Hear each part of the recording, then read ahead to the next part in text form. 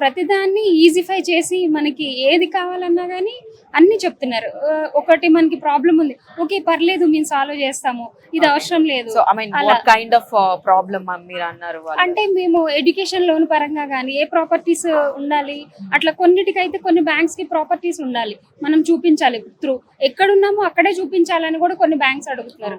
వీళ్ళు ఏంటంటే అలా ఏం అవసరం లేదు, మేము స్టూడెంట్ తనని చూస్ చేసుకునే తన పరంగానే ఇస్తాము మేము, మీరు సెకండ్ ఆప్షన్ అంతే పేరెంట్స్, సో మాకేం ప్రాపర్టీస్ అవసరం లేదు అని కూడా చెప్పారనమాట. ఓకే, నిహారిక ఏంటి ఇప్పుడు గ్రాడ్యుయేషన్ అయిపోయిందా?